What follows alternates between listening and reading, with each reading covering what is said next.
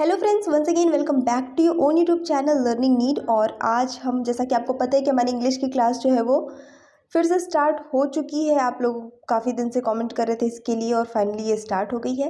तो यहाँ पे हम 10-10 प्रश्न अभी देख रहे हैं, बेसिक से स्टार्ट कर रहे हैं। बहुत सारी चीज़ें हैं जो लोग चैनल पे न्यू हैं, मैं बता दूं कि ऑलरेडी पढ़ाया गया है। बहुत सारे आपको 200 से भी ज़्यादा वीडियो सिर्फ इंग्लिश के ही मिल जाएंगे, जो कि बहुत डिटेल से टू द पॉइंट छोटे छोटे वीडियोज़ में समझाई गई चीज़ें। जिनकी इंग्लिश कमज़ोर है वो बिल्कुल इस चैनल को प्रेफर कर सकते हैं। तो यहाँ पे आज हम देखने वाले हैं 10 क्वेश्चंस देखेंगे पूरे एक्सप्लेनेशन के साथ बहुत ही जल्दी। और आप लोग अपने आंसर्स गेस करते चलिएगा, कमेंट करते चलिएगा कि किसके कितने सही हो रहे हैं। शर्माने की बात नहीं होती है, देखिए गलत भी होगा कोई दिक्कत नहीं है, यहाँ गलत हो जाए एग्ज़ाम में गलत ना हो।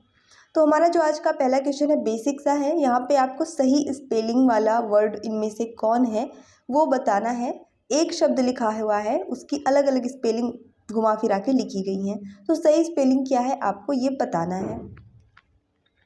देखिए, अब जब आप थोड़े एक लेवल पे आ जाते हैं, आप 12th पास कर चुके हैं, आप थोड़े एक स्टैंडर्ड लेवल पे आ चुके हैं, अपनी पढ़ाई लिखाई हो चुकी है मतलब भर की, तो फिर आपको बहुत इजी वर्ड नहीं दिए जाते हैं कि गुड बैड टेबल चेयर, ऐसे वर्ड्स नहीं दिए जाते हैं, ऐसे ही वर्ड दिए जाते हैं। तो यहाँ पे जो सही आंसर हो जाएगा इसका वो हो जाएगा आपका ऑप्शन नंबर सी, फैक्सिमिली। इसको कहा जाता है फैक्सिमिली। इसको प्रोनाउंस करिए मेरे साथ, फैक्सिमिली। इसका अर्थ क्या होता है? इसका अर्थ बेसिकली आप हिंदी से देखेंगे तो प्रतिकर, या मतलब एग्जैक्ट कोई भी चीज़ का ठीक एज इट इज़ नमूना, अनुचित्र जिसको कह सकते हैं, ठीक है, वो इसका अर्थ होता है। बढ़ेंगे हमारे अगले प्रश्न पर। Complete the idiom, my mother said speak of the blank as she saw him walking down the stairs. अच्छा, तो मेरी मम्मी ने कहा स्पीक ऑफ द, अब यहाँ पे क्या आएगा वो आपको खुद ही लगाना है। जैसे ही उन्होंने उसे आते हुए देखा, सीढ़ियों से नीचे आते हुए देखा। Speak of the man, speak of the woman, speak of the devil और स्पीक ऑफ द गॉड। देखिए, पहले ही यहाँ प्रश्न में बोल दिया है कि ये एक आइडम है। अगर आपको इंग्लिश में नहीं भी पता है तो हिंदी में मुहावरे और कहावत आप जानते ही हैं।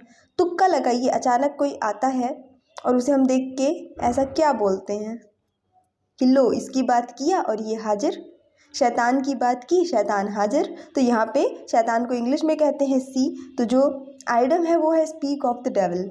ये हम तब यूज़ करते हैं जब किसी की बात हो रही हो, किसी की जस्ट बातें हुई और वो सामने प्रकट हो गया, आ गया, ठीक है। मेरे ख्याल से इससे ज़्यादा ईजीएस्ट क्लास आपको नहीं मिल सकती है। प्लीज़ लाइक ज़रूर करिएगा, सभी लोग शेयर करिएगा अपने अपने ग्रुप्स पे। यहाँ पे जो क्वेश्चन है देखने में बड़ा है लेकिन आसान है।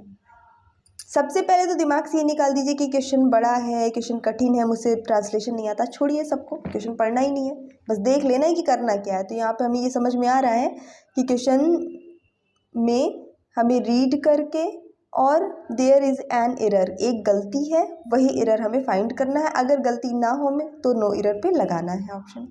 अब सीधे सीधे सेंटेंसेस, पूरे सेंटेंस को जोड़ के पढ़ लेंगे। I was quite irritating to see the stuff lying on the floor। कहना यहाँ पे ये चाह रहा है कि ज़मीन पे जैसे बहुत सारा सामान पड़ा हुआ है, बिखरा हुआ है, तो वो बहुत इरिटेटिंग था, उसे देखना बहुत इरिटेटिंग था, ठीक है। होती जुझलाहट होती है घर बिखरा होता है। तो यहाँ पे कौन से हिस्से में आपको लग रहा है ग्रामेटिकल मिस्टेक है? चलिए, मुझे लगता है सभी लोगों ने आंसर गेस कर लिया होगा, बताइएगा सही है कि नहीं। ऑप्शन नंबर ए यहाँ पे सही हो जाता है आपका। आई वॉज क्वाइट इरिटेटिंग नहीं होता, इट वॉज क्वाइट इरिटेटिंग होता है। हमेशा वॉज क्वाइट इरिटेटिंग बहुत ज़्यादा यूज़ होने वाला एक कह सकते हैं शब्दों का समूह है, लेकिन इसके साथ आई नहीं लगेगा। इट बेसिकली यूज़ होता है, बी भी लगता है कुछ उसके पहले अगर वर्ड्स है तो, लेकिन आई नहीं लगता है। It was quite irritating to see the stuff, मतलब कि ये बहुत ही, कहते हैं ना, ये देखना यार बहुत बेकार था, ये बहुत बेकार लगा मुझे कि वहाँ सब सामान ऐसा फैला हुआ था, तो मुझे बेकार लगा, लेकिन ये बेकार लगा, ये इरिटेटिंग था, ये, ठीक है, समझ रहे हैं ये। सो इट लगाइए आप, इसको हिंदी से कनेक्ट करेंगे, गलती नहीं होगी आपकी। Identify the given sentence. Oh my god that is stunning. आसान प्रश्न है, किस प्रकार का ये सेंटेंस है बताना है बस, और कुछ नहीं।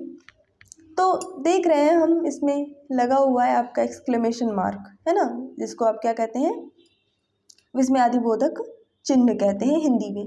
तो सही उत्तर यहाँ पे आपका एक्सक्लेमेटरी सेंटेंस हो जाएगा, पढ़ाया हुआ ये सब कुछ। अच्छा, मैं बता दूँ, हम लोग अब इंस्टाग्राम, अभी और प्रश्न बाकी हैं, लेकिन हम लोग अब इंस्टाग्राम पे भी हैं learning.neet, जहाँ पे छोटे छोटे 1-1 मिनट के रील्स वीडियोस एजुकेशन से related to the point topic आपको वहाँ पे क्लियर होते हैं। जो लोग हैं इंस्टाग्राम पे प्लीज़ फॉलो ज़रूर करिएगा। Complete the idiom, his name rings a blank but I am unable to remember him. फिर से ये हिंट कर दिया है, आप कहावतों मुहावरों पे एकदम चले जाइए बिल्कुल से, ठीक है। हिज नेम रिंग्स अ, बजता है, उसके नाम का बजता है। नाम का क्या बजता है किसी के, लेकिन मैं उसे याद नहीं कर पा रहा हूँ, याद नहीं कर पा रही हूँ। मतलब कुछ फेमस वाली बात है कि मुझे याद नहीं आ रहा है एग्जैक्टली। अरे फिर बड़ा कहते हैं ना, कभी कोई चीज़ आती है यार बड़ा फेमस नाम है भाई, बहुत ही ध्यान ही नहीं आ रहा है एकदम से। तो नाम का घंटा बजता है, बेल बजती है, ये जो है आप हिंदी में बहुत यूज़ करते हैं उसके नाम की। कोई कोई बोलता है उसके नाम की बहुत तूती बोलती है, उसका नाम का एटसेट्रा एटसेट्रा।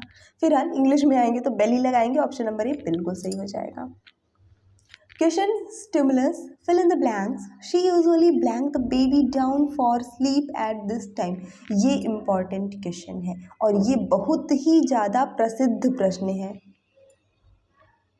लाइज, लाइट, ले, लेज। यहाँ पे मतलब वो अपने बच्चे को सोने के लिए आज इस समय पे ज़्यादातर क्या है, ज़मीन पर लिटा देती है, ठीक है, नीचे लिटा देती है, कैसे भी लिटा देती है, ठीक है, सुला देती है। तो यहाँ उस लेटने के लिए क्या वर्ड यूज़ होगा? मुझे पता है इसके और इसके साथ कोई नहीं जाएगा, क्योंकि शी के साथ यूज़ हो रहा है तो एस तो लगना ही है, SES, ये सबको पता है। अब आती है कन्फ्यूज़न, लाइज होगा कि लेज होगा। ज़्यादातर लोगों ने ये गेस किया होगा, लेकिन बहुत प्रसिद्ध प्रश्न है तो मुझे उम्मीद है कि बहुत लोगों ने ये गेस किया होगा। चलिए देख लेते हैं सही उत्तर यहाँ पे है क्या। तो सही उत्तर आपका ऑप्शन नंबर डी है, लेज। यहाँ थोड़ा सा मैं समझाऊंगी। अगर कोई इंसान खुद से लेट गया है, खुद से ज़मीन पे गिर गया है, लेट गया है, जो भी कुछ भी है, ठीक है, खुद से लेटा है, तो वहाँ पे लाइज यूज़ होगा। लेकिन अगर कोई किसी को लिटाया है, मतलब जैसे कहते हैं ना एक काम करना, तो लाइज, और एक काम किसी ने कराया है तो लेज, यहाँ पे ये चीज़ आ जाएगी। तो क्योंकि यहाँ पे मम्मी बच्चे को लिटा रही है, वो मतलब ऑब्वियसली शी, मतलब चाहे माँ होगी चाहे जो होगी, वो लिटा रही है, खुद नहीं लेट रही, वो लेटा रही है, तो वहाँ पे ऑप्शन नंबर डी वाला आपका यूज़ होगा। प्रश्न पसंद आया है तो फटाफट से लाइक ज़रूर करिएगा एक बार, आप लोगों के लाइक से बहुत मोटिवेशन मिलता है। Identify the given sentence, I arrived but everyone had already left. ये आसान प्रश्न, किस तरह का ये सेंटेंस है, वाक्य है? तो मैंने आपको बहुत पहले एक पहचान बताई थी कि आप देख लीजिए एंड और बट, ये वो जो कुछ भी होता है ये कहाँ लगा है, तो ये यहाँ लगा है। अब इसके पहले का हिस्सा पढ़िए और इसके बाद का हिस्सा पढ़िए। अगर आपको लग रहा है कि ये हिस्सा एक दूसरे पे निर्भर नहीं है, इसका अपना खुद का एक अर्थ निकल रहा है, जैसे आई अराइव्ड है ना, मैं पहुँचा, अपने आप में ही कि पूरा वाक्य है। दूसरा अगर देखते हैं, एवरीवन हैड ऑलरेडी लेफ्ट, है ना, हर कोई ऑलरेडी चला गया था, जा चुका था, निकल चुका था, ये भी अपने आप में एक पूरा वाक्य है। तो इस तरह के जो भी सेंटेंस हो जाते हैं आपके, वो हो जाते हैं कंपाउंड सेंटेंस, ठीक है, जो कि दो इंडिपेंडेंट वाक्यों को जोड़ के बनते हैं। जिन लोगों का भी सेंटेंस वाला चैप्टर क्लियर नहीं है तो मैं लिंक दे दूंगी, कमेंट बॉक्स में पिन कर दूंगी, आप एक बार ज़रूर देख लीजिएगा। सिनोनिम बताना है क्यूरियस का, तो सबसे पहले क्यूरियस का अर्थ पता होना ज़रूरी है, अर्थ नहीं पता है तो नहीं बनेगा। समानार्थी शब्द बताना है, सिनोनिम मीन्स समानार्थी। क्यूरियस का मतलब होता है जिज्ञासु।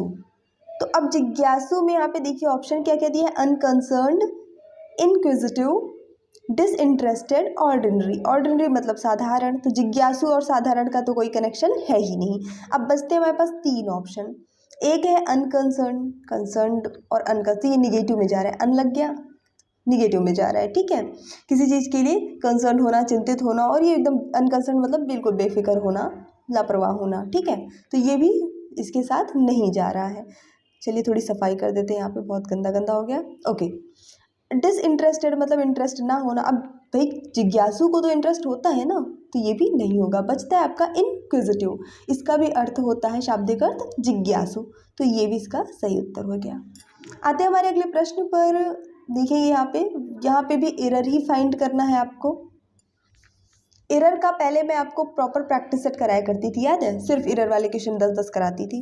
फिर से चाहिए हो वो सीरीज़ तो एक बार हमको ज़रूर कमेंट करके बताइए, क्योंकि एरर, अगर आप एरर वाले क्वेश्चन सॉल्व करते हैं, आपका पार्ट ऑफ स्पीच, आपका टेंस, ये आपका वर्ब की फॉर्म, ये सारा कुछ अपने आप क्लियर हो जाता है, ये सबसे इम्पॉर्टेंट है।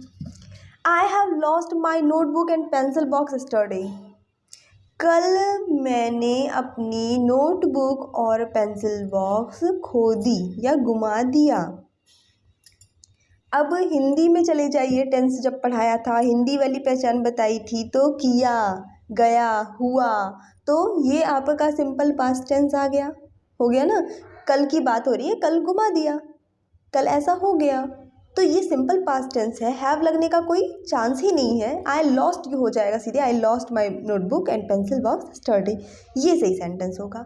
तो यहाँ पे एरर हमारा कौन से पार्ट में है, ए पार्ट में है, आई हैव लॉस्ट में। चलिए इसी के साथ आते हैं हमारे आज के आखिरी प्रश्न पर। तो यहाँ पे बहुत आसान है, एक ऑड वर्ड फाइंड करना है आपको। यहाँ पे 4 ऑप्शन दिए, इनमें से सबसे हटकर सबसे अलग कौन सा शब्द आपको लग रहा है। एंड, और, बट, इन। एंड मतलब और मतलब अथवा, बट मतलब लेकिन, इन मतलब में। तो यहाँ सही उत्तर हो जाएगा आपका ऑप्शन नंबर डी। क्यों हो जाएगा ये देखिए, यहाँ पे आपकी जो तीनों वर्ड्स हैं, ठीक है, ये आपके कंपाउंड सेंटेंस बनाने में मदद करते हैं। यानी कि इनको बीच में लगा के आप एक हिस्सा सेंटेंस का इधर, एक हिस्सा सेंटेंस का इधर, जो कि अपने आप में एक स्वतंत्र सेंटेंस होंगे, वाक्य होंगे। लेकिन इनको इन एक ऐसा प्रीपोजिशन है जो कि आप किसी भी वाक्य के बीच में यूज़ करते हैं और उसका अर्थ जो है उस वाक्य को प्रभावित करता है ना।